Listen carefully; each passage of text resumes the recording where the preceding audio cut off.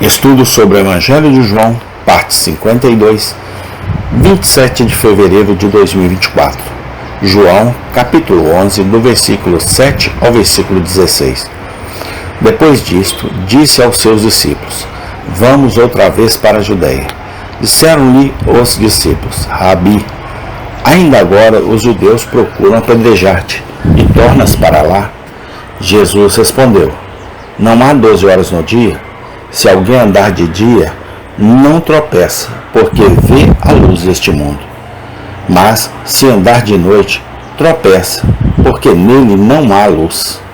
Assim falou, e depois disse-lhes: Lázaro, o nosso amigo dorme, mas vou despertá-lo do sono. Disseram, pois, os seus discípulos: Senhor, se dorme, estará salvo. Mas Jesus dizia isso da sua morte. Eles, porém, cuidavam que falava do repouso do sono. Então Jesus disse-lhes claramente: Lázaro está morto.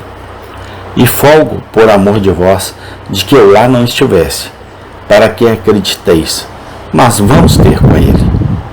Disse, pois, Tomé, chamado Dídimo, aos condiscípulos: Vamos nós também para morrermos com ele? João 11, 7 a 16. Devemos notar, nesta passagem, quão misteriosas são as maneiras pelas quais Cristo às vezes conduz seu povo. Dizem-nos que quando ele falou em voltar para a Judeia, seus discípulos ficaram perplexos. Era o mesmo lugar onde os judeus haviam ultimamente tentado apedrejar seu mestre. Voltar para lá era mergulhar no meio do perigo. Esses tímidos galileus não viam a necessidade ou a prudência de tal passo? Você vai lá de novo? Eles choraram. Coisas como essas costumam acontecer ao nosso redor. Os servos de Cristo são frequentemente colocados em circunstâncias tão intrigantes e desconcertantes quanto as dos discípulos. Eles são conduzidos por caminhos dos quais não podem ver o propósito e o objetivo. Eles são chamados a ocupar cargos dos quais eles naturalmente recuam e que eles nunca teriam escolhido para si mesmos. Milhares em todas as épocas estão continuamente aprendendo isso por sua própria experiência. O caminho que eles são obrigados a trilhar não é o caminho de sua própria escolha. No momento, eles não podem ver sua utilidade ou sabedoria. Em momentos como esses, o cristão deve exercitar sua fé e paciência. Ele deve acreditar que seu mestre sabe melhor por qual caminho seu servo deve percorrer e que ele o está conduzindo pelo caminho certo para uma cidade de habitação. Ele pode ter certeza de que as circunstâncias em que se encontra são precisamente aquelas que mais provavelmente promoverão suas graças e verificarão seus pecados que o assediam. Eles não precisam duvidar que o que ele não pode ver agora, ele entenderá no futuro. Ele descobrirá um dia que havia sabedoria em cada passo de sua jornada, embora carne e sangue não pudesse ver na época. Se os 12 discípulos não tivessem sido levados de volta à Judeia, eles não teriam visto o glorioso milagre de Betânia.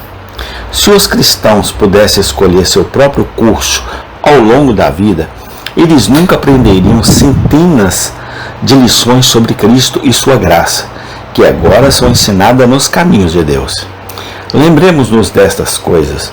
Pode chegar o tempo em que seremos chamados a fazer alguma viagem na vida da qual não gostamos muito.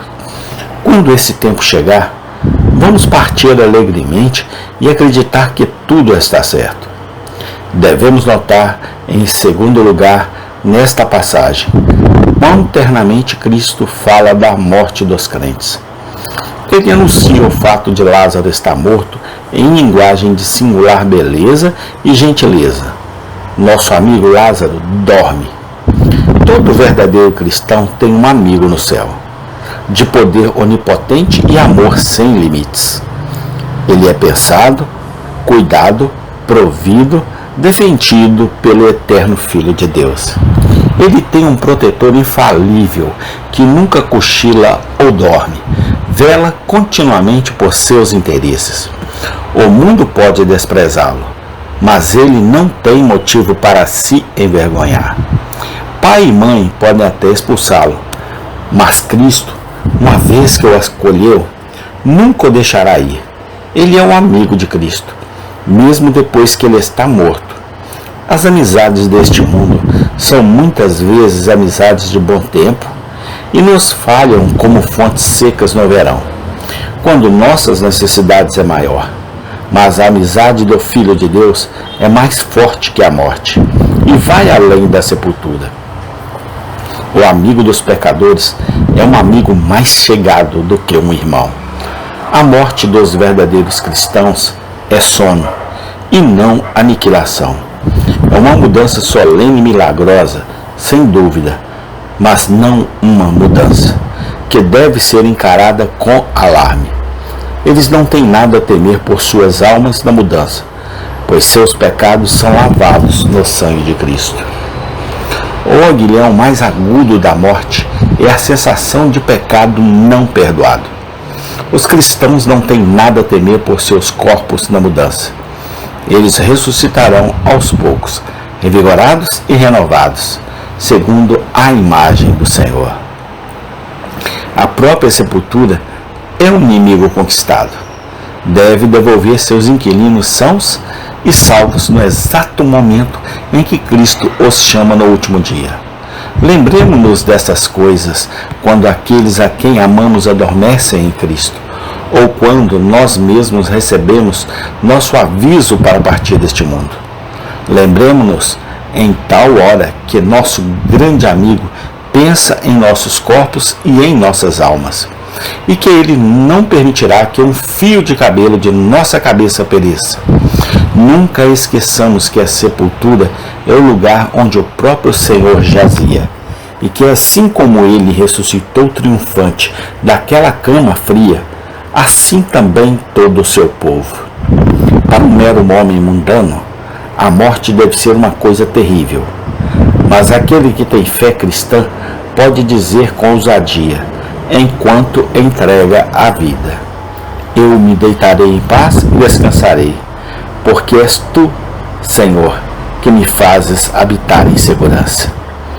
Devemos notar, por último, nesta passagem, quanto de temperamento natural se apega a um crente, mesmo após a conversão.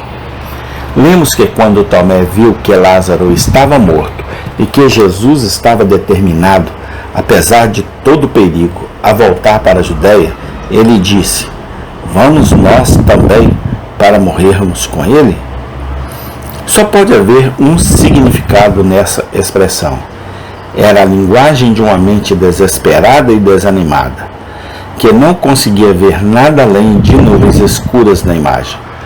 O mesmo homem que depois não pôde acreditar que o seu mestre havia ressuscitado e achou a notícia boa demais para ser verdade, é apenas um dos 12 que pensa que, se voltarem para a Judéia, todos morrerão.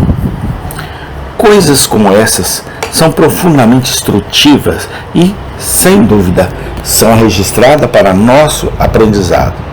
Eles nos mostram que a graça de Deus na conversão não remodela um homem a ponto de não deixar nenhum traço de sua inclinação natural de caráter.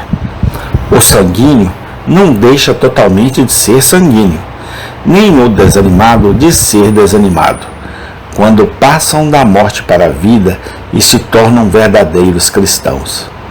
Eles nos mostram que devemos fazer grandes concessões ao temperamento natural. Ao formar nossa estimativa de cristãos individuais, não devemos esperar que todos os filhos de Deus sejam exatamente um e o mesmo. Cada árvore em uma floresta tem suas próprias peculiaridades de forma e crescimento, e ainda assim todas as distâncias parecem uma massa de folha e verdura. Cada membro do corpo de Cristo têm sua própria tendência distintiva e ainda assim todos são guiados por um Espírito e amar um Senhor.